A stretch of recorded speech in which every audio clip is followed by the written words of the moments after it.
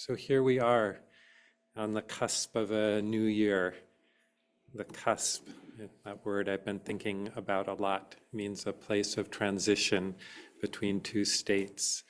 And the truth is that we are always on the cusp. We're always in a place of transition because there are no fixed states. And our experience is constantly evolving. We are always being born into this moment, beings in process. And there's a lot of beauty in that, like watching the seasons change, the clouds move across the sky, a child growing, the sudden smile on the face of someone that we love. And it can also be distressing, depending on what is happening and our view of what is happening. And that's the stress of dukkha, the very, very natural clinging to what we like and running away from or fighting with what we don't. Wanting the good to be permanent, never changing, and what's bad to go away and stay away forever. That's the human hardwiring. This comes pre-installed into living beings, from the tiniest amoeba to us, always on the edge of something, always on the cusp. So how can we learn to be at ease in that place?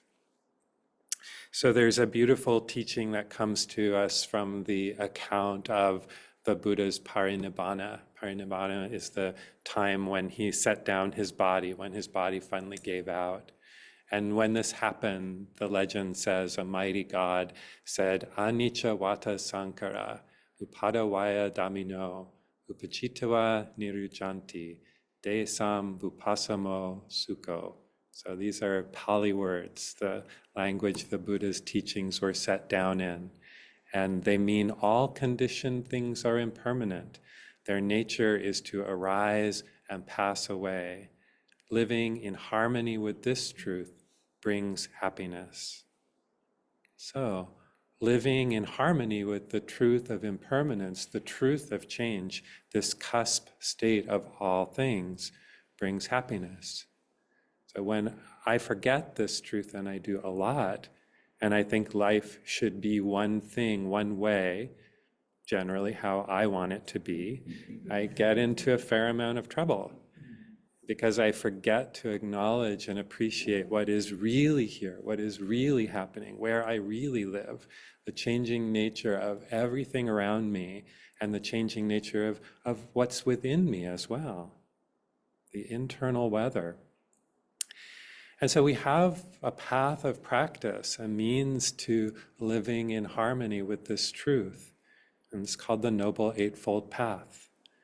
Wise view, wise intention, wise speech, wise action, wise livelihood, wise effort, wise mindfulness, wise concentration.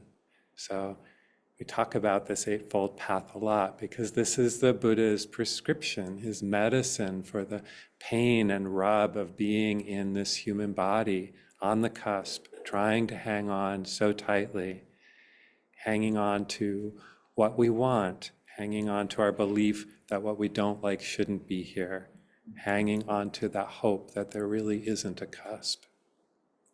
Not living in harmony, not living at ease with the truth, all conditioned things are impermanent. And so this is a relative truth. This is the truth of conditioned things. All conditioned things are impermanent.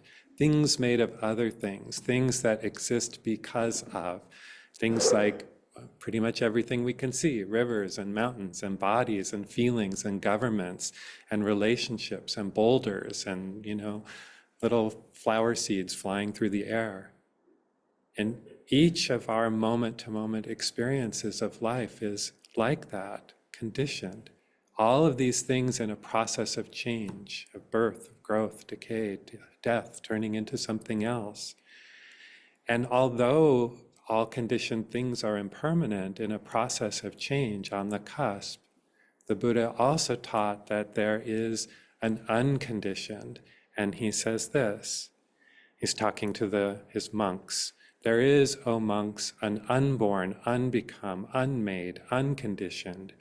If, monks, there were not that unborn, unbecome, unmade, unconditioned, you could not know an escape from the born, become, made, and conditioned.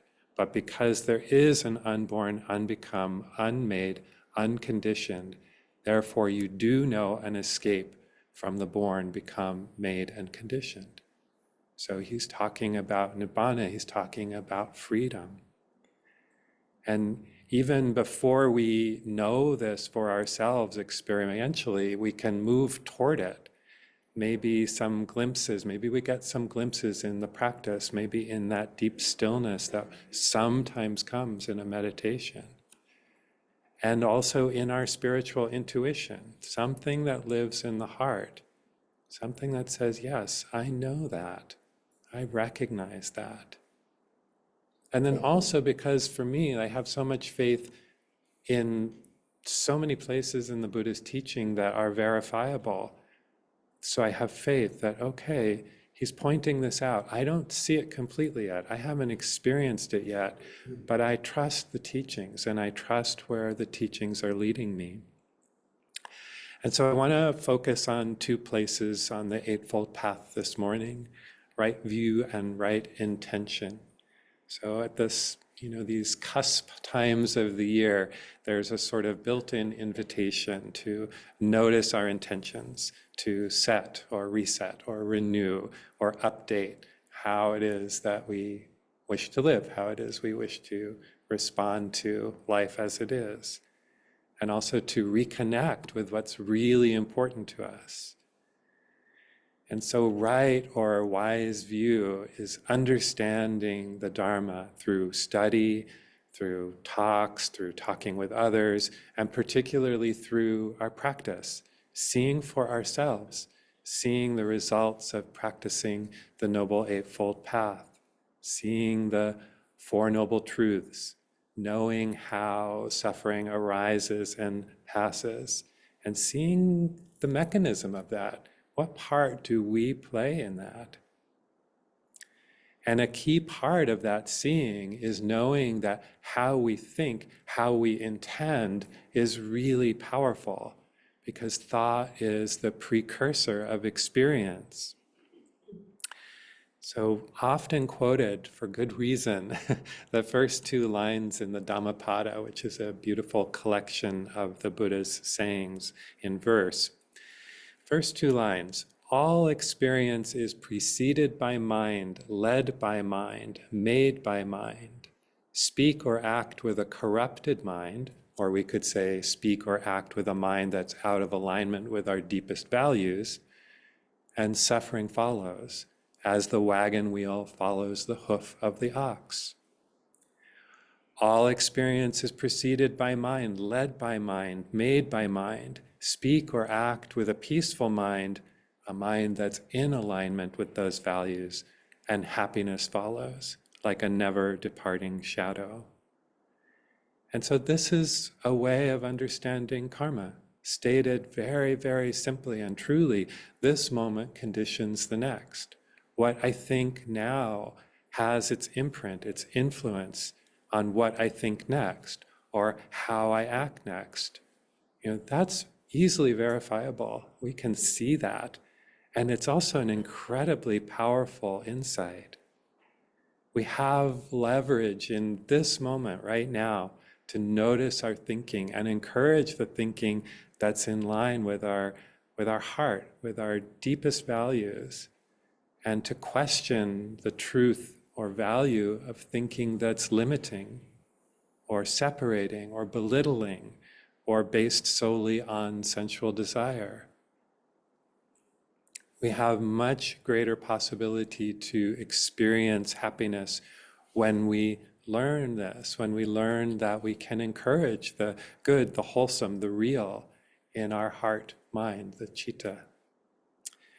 And the Buddha describes his own practice with this insight in one of the suttas called Two Kinds of Thought. And he says, the sutta says, thus have I heard. On one occasion, the Blessed One was living at Savatthi in Jeta's Grove, Anathapindika's park. And there he addressed the bhikkhus, the monks, thus, "Bhikkhus, Venerable Sir," they replied. And the Blessed One said this, "Bhikkhus, before my enlightenment, while I was an unenlightened bodhisattva, it occurred to me, suppose that I divide my thought into two classes. Then I set on one side thoughts of sensual desire, thoughts of ill will, and callous thoughts. And I set on the other side thoughts of renunciation, thoughts of non-ill will, and thoughts of non-callousness.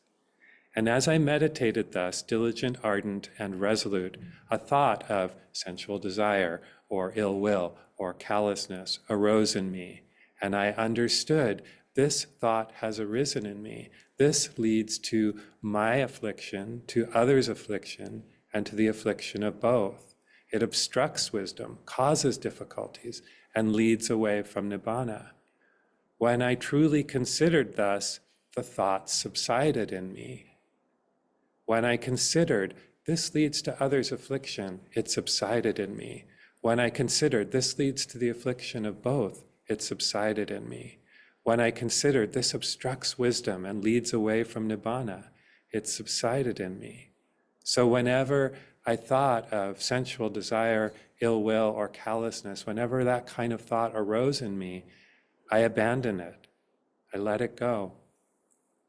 And so the Buddha, who by this point that he's describing, he's been practicing for a long, long time. And so he still has these thoughts, and he still has to practice with them. So we're getting to see how the Buddha himself practiced. So when we have these thoughts, these longings for sense pleasures, these feelings of dislike or hate, these feelings or wishes for revenge or bad things to happen to our enemies, we're experiencing patterns of thought that the Buddha to be did as well, the Bodhisattva did as well. So in other words, they're very, very, very normal. So, but what does the Buddha do? He brings mindfulness and investigation to them as they arise. He notices them, he pays attention to them, and he knows their tendency to create suffering. And so he makes a conscious effort to let go of that sort of thinking, to set it down, to let it go intentionally. And he further says this about how we shape our mind and heart experience. And I love this. I think of it all the time. Bhikkhus, whatever a bhikkhu, whatever anyone frequently thinks and ponders upon, that will become the direction of their mind. And he says, if he frequently thinks and ponders upon thoughts of sensual desire, he's abandoned the thought of renunciation to cultivate the thought of sensual desire.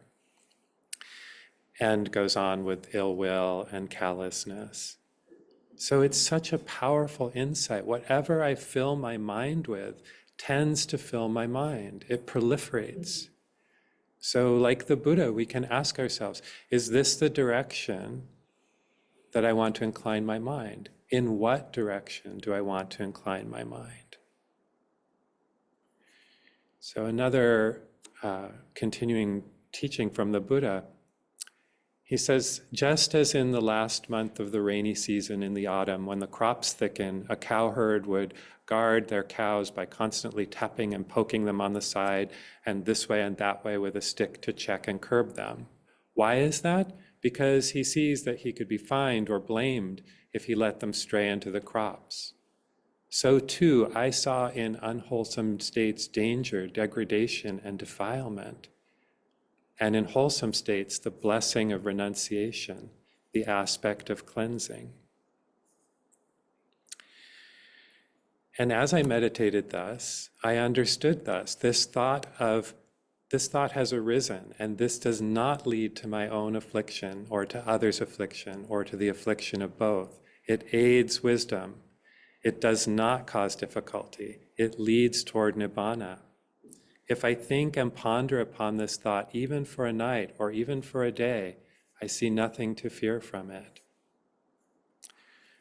So the Buddha is saying, just let go of the thoughts that lead to suffering and allow the thoughts that lead to peace. We hear this all the time. And yet we have this invitation always at hand, always available to us. We have choice, we have agency. And so this is the practice of wise thought or intention, the second place on the Eightfold Path. To abandon thoughts and intentions of sensual desire, ill will, or callousness, and to cultivate thoughts and intentions of renunciation, letting go, metta or love, karuna or compassion. So how do we do that? Ajahn Amaro, a Buddhist monk, says letting go is the engine of liberation. Letting go is the engine of liberation. So in this practice, we're seeking not to gain anything, to gain peace or joy or enlightenment or anything. Instead, we're seeking to let go of, to put at rest, to allow to fall away everything that obscures our own beautiful nature, our innate wisdom, our worthiness, the heart. So what is the process of letting go?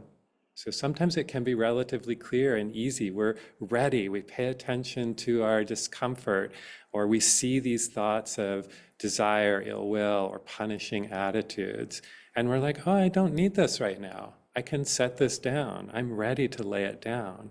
I don't hate it. I don't deny that it's here. I just loosen my attachment, my grasp. It's a natural movement, like when we're tense and we realize, oh, I can relax my shoulders.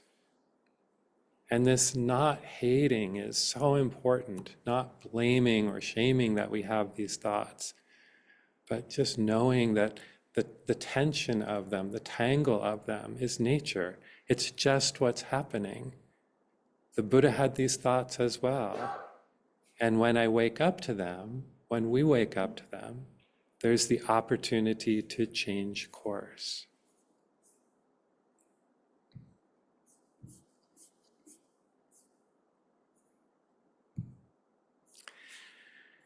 So if letting go is the engine of liberation, then what's the engine of letting go?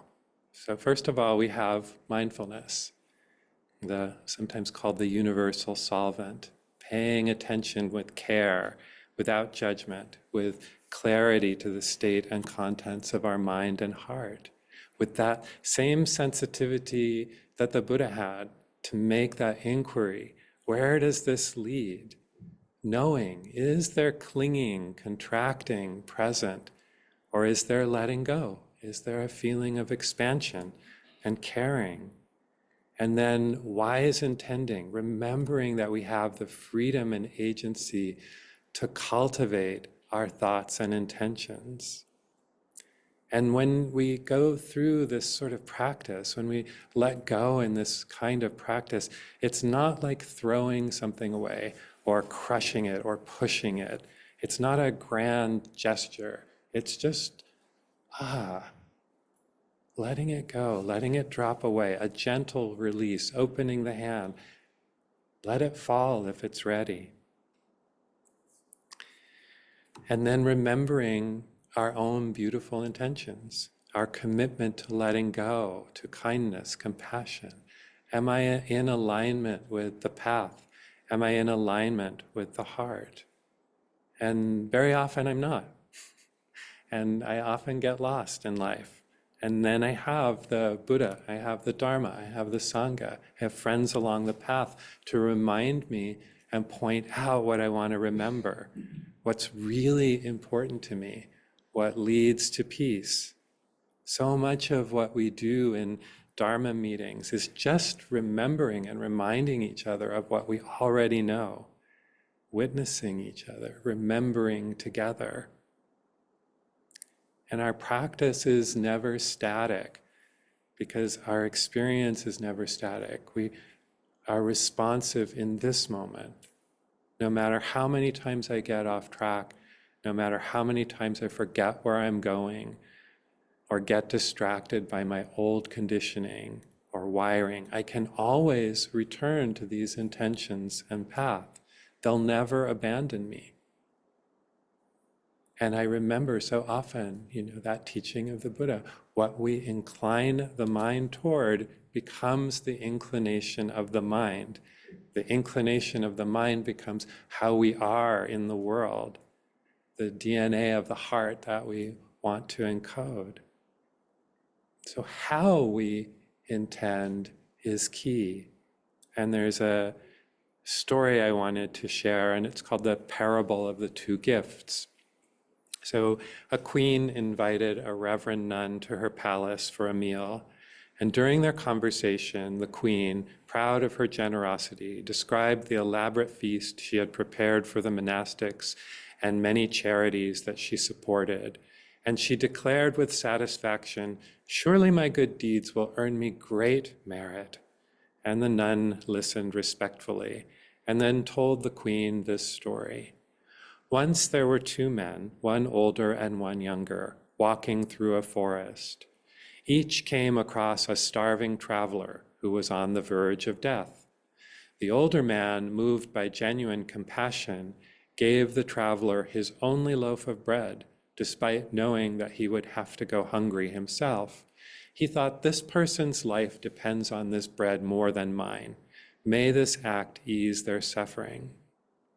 The younger man also gave a loaf of bread, but his thoughts were different. He thought, "If I give him bread, others will see me as generous and praise me, and perhaps the traveler will be indebted to me later." The venerable nun said, "Both men gave the same gift, a loaf of bread, but the intentions behind their actions were worlds apart. One acted from kindness, the other from self-interest. And because of this, the outcomes were different, for true merit arises not from the act itself, but from the purity of one's heart." And it said that the queen sat silently, reflecting. So both men fed the person in need. The person's needs were met in that moment. He received nourishment. But the men themselves nourished very different energies in their own hearts. One aligned with and strengthened the energies of letting go, of caring, of compassion, of that inclination. And the other performed a beautiful act, but did so out of that mundane hard wiring we have. So he could have given 1,000 loaves of bread, and there would be no merit. Merit meaning no wholesome inclination of the mind and heart toward freedom. So noticing that in our own lives, what are the downstream results from acting, when we act from letting go, when we act from caring, when we act from friendliness? What's motivating us? Am I paying attention to my intentions? Am I paying attention to the energy of my heart? Is there contraction? Is there fear? Is there obligation? Is there greed? Or is there opening, softness? Is there a lotus opening in the heart with each action we take? And it doesn't matter what. It can be the tiniest act. The older man could have given the hungry man a cracker, and there would have been more merit, more wholesome energy, more generative energy in that act because of the way he did it, because of what was in his heart that accompanied the action. So we can bring that kind of intention to the most mundane moment, which is amazing, because as soon as we do it, everything can become sacred. Checking out at the grocery store can be a sacred act. Feeding your dog, driving, having the difficult conversation with somebody. Whatever it is, we can invite that wise intention, and as soon as it's in the relational field, everything changes. And of course, sometimes we remember and sometimes we don't. It isn't all or nothing. It's this slight pivot again and again, and remembering to make that pivot. Persistence in looking and inclining toward these thoughts of letting go, of caring and love. Instead of grasping at capital G goals, can I think in terms of a gentle inclining, a movement toward? And can I appreciate and celebrate when I see my actions align with that inclination? And can I forgive myself when they don't? So these actions, these intentions are incredibly powerful and needed so much in this world right now, the one we're in, whether our intentions fuel one modest act or a whole movement. So I wanted to close with a exchange between Krista Tippett, who's the originator of the On Being podcast, that she had with Dan Harris of 10% Happier. And so Dan was talking to her about a TED Talk that she had given. And he had a question. And he said, it's very easy to look at the world and to think it's so messed up. But one of the pieces of advice you give in the talk is to tune into the generative story. What do you mean by that? The generative story. And she said, it's the opposite of destructive. It's what is life-giving and creative and worthy of aspiring to. And a lot of the story that gets told of our time that is real is what is catastrophic. And yet there's a whole story which also has in it that there are human beings everywhere, all around us, more than are setting out to make the world a worse place in the morning, who are doing their best, who are being forces for healing and kindness and social creativity, and feeling very alone in that. And that is a fiction, she says. They are not alone. Those of us who are, and you know, this isn't about being perfect, those of us who are trying to lean into our best humanity in the face of all this catastrophe are the majority. We have to know the generative possibilities and the generative agency that we have to meet this time that we have been born into, this time that's extraordinary and perilous and in its way magnificent. It's standing before reality and saying, yes, and. That yes, and is an articulation of what is my agency? If not to change everything, what is my agency to shape my presence before it?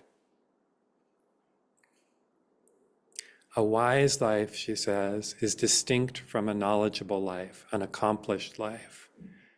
The measure of a wise life, the measure of that is the imprint we make on the lives around us, seeing the ripples and ripples and ripples. So the work of orienting yourself, seeing reality head on, and then deciding how you will be present to it. The work is to orient yourself, seeing reality head on, and then deciding how you will be present for it, to it. So this is the crux. This is the crucial point. This is the cusp. We decide how we will be present for life.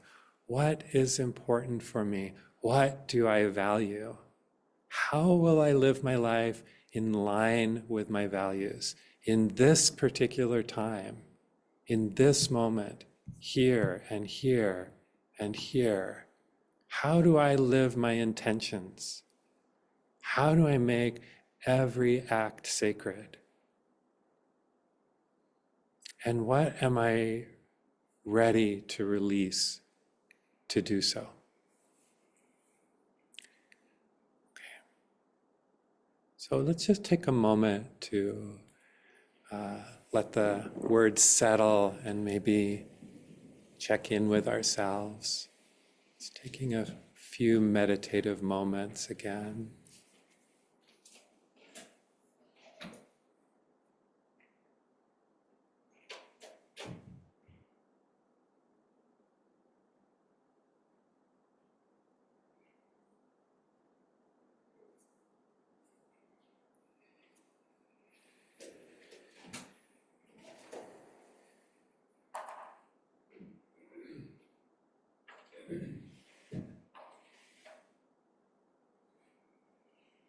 Just breathing with whatever is here for you right now.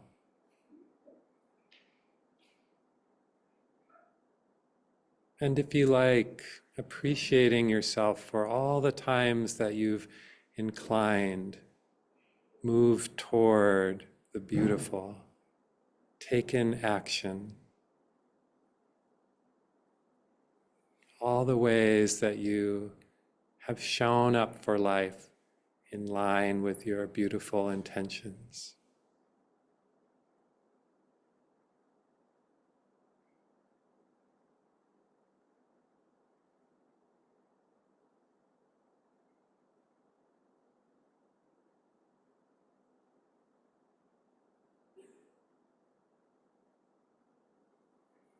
Each one of us here with our unique life experience, our places of grace and strength, our places of struggle and tenderness.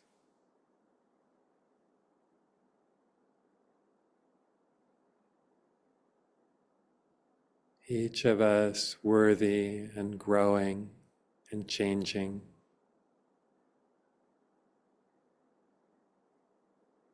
Each of us worthy of patience and understanding.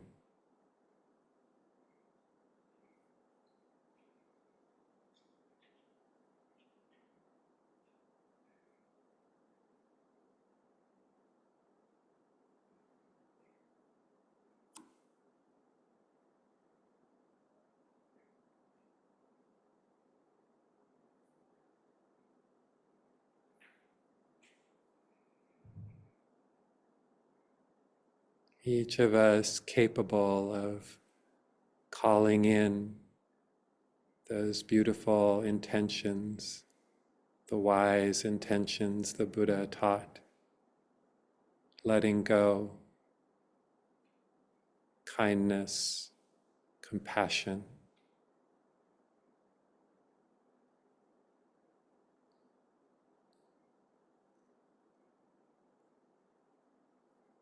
And each of us capable of letting go what's ready to be let go of.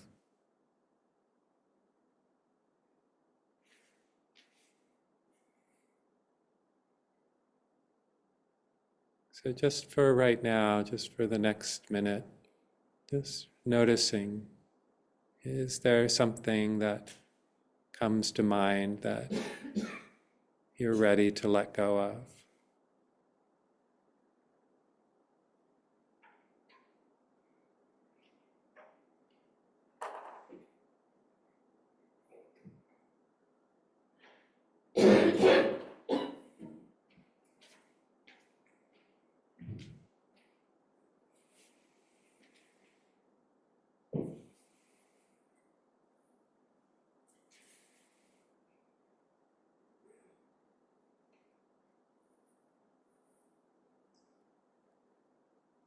What no longer serves? What's ready to drop away like an autumn leaf?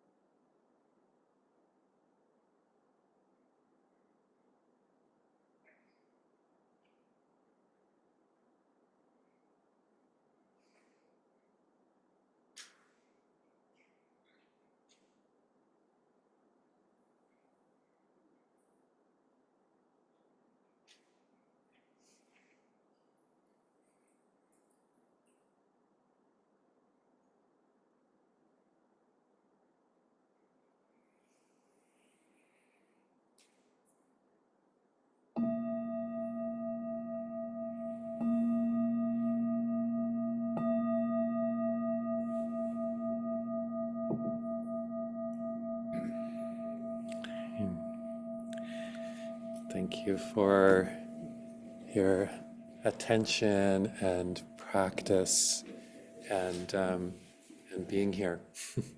And the intention behind that, whatever it was, whatever it is for you. So before we close, I just want to take a few moments to open the floor in the room and on Zoom for any comments or questions or thoughts that you'd like to share with the group. This is time to hear from the wisdom of the sangha, the community. But would like to close with offering a dedication of merit. And do folks have the little handout sheet? Okay, and I did prepare to share that with our online community.